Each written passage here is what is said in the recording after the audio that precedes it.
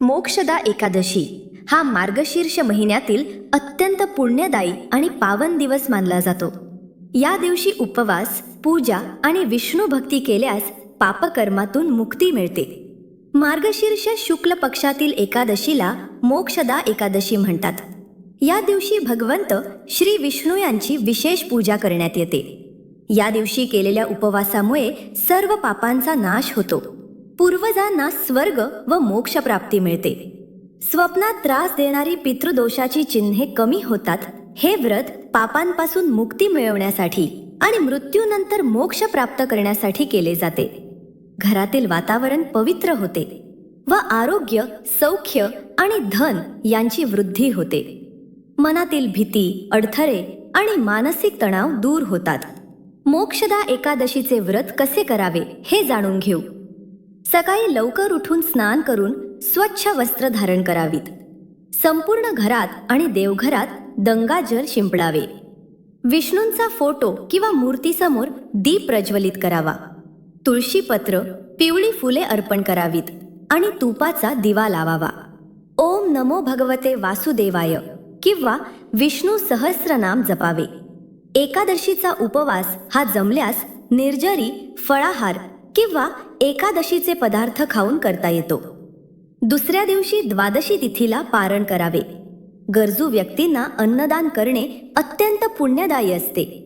मोक्षदा एकादशीची कथा.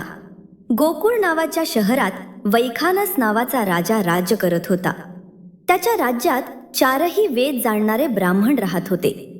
तो आपल्या प्रजेला आपल्या मुलांसारखे वागवत असे. एका रात्री राजाला स्वप्न पडले की त्याचे वडील नरकात आहेत. ते खूप दुःखात आहेत हे कल्पनाही राजाला सहन होईना. सकाळी तो विद्वान ब्राह्मणांकडे गेला आणि त्याचे स्वप्न कथन केले. तो म्हणाला, मी माझ्या वडिलांना नरकात दुःख भोगताना पाहिले. ते मला म्हणाले, हे मुला, मी नरकात आहे, कृपया मला येथून मुक्त कर. जेव्हापासून मी हे शब्द ऐकले तेव्हापासून मी खूप अस्वस्थ आहे. माझ्या मनात प्रचंड अशांतता आहे. मी काय करावे? राजा म्हणाला, हे ब्राह्मण, देवांनो, आता कृपया मला काही उपाय सांगा ज्याद्वारे माझ्या वडिलांना मोक्ष मिळू शकेल. जो मुलगा आपल्या पालकांना वाचवू शकत नाही त्याचे जीवन व्यर्थ आहे. ब्राह्मण म्हणाले, हे राजा, जवळच पर्वत ऋषींचा आश्रम आहे. ते तुमची समस्या नक्कीच सोडवतील. हे ऐकून राजा ऋषींच्या आश्रमात गेला. त्या आश्रमात अनेक शांत योगी आणि ऋषी तपश्चर्या करत होते. राजाने पर्वत ऋषींना साष्टांग दंडवत घातला आणि म्हणाला, महाराज, तुमच्या कृपेने माझ्या राज्यात सर्व काही ठीक आहे, पण अचानक मी खूप अस्वस्थ झालो आहे. हे ऐकून पर्वत ऋषींनी त्यांनी ध्यानस्थ होऊन राजाच्या वडिलांचे प्रारब्ध पाहिले आणि राजाला ते म्हणाले, हे राजा, तुझ्या वडिलांचे दुष्कर्मामुळे त्यांना नरक यातना भोगाव्या लागत आहेत. मागील जन्मात अजाणतेपणे झालेल्या कृत्यामुळे तुझ्या वडिलांना नरकात पाठवण्यात आले.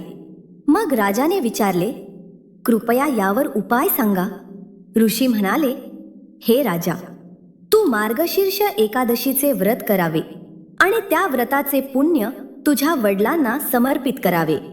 त्याचे फायदे तुझ्या वडिलांना नक्कीच नरकातून मुक्त करतील. ऋषींचे हे शब्द ऐकून राजा राजवाड्यात परतला आणि त्याच्या कुटुंबासह ऋषींनी सांगितल्याप्रमाणे मोक्षदा एकादशीचे व्रत केले.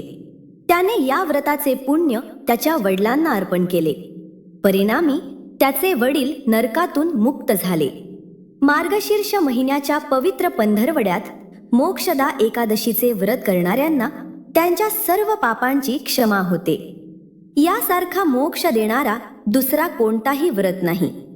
मोक्षदा एकादशीला भगवद्गीतेचा जन्म झाल्याचेही मानले जाते. म्हणून या दिवशी गीता जयंती साजरी होते आणि ती धनुर्मास एकादशी म्हणूनही ओळखली जाते. त्यामुळे या एकादशीचे महत्त्व अनेक पटीने वाढते.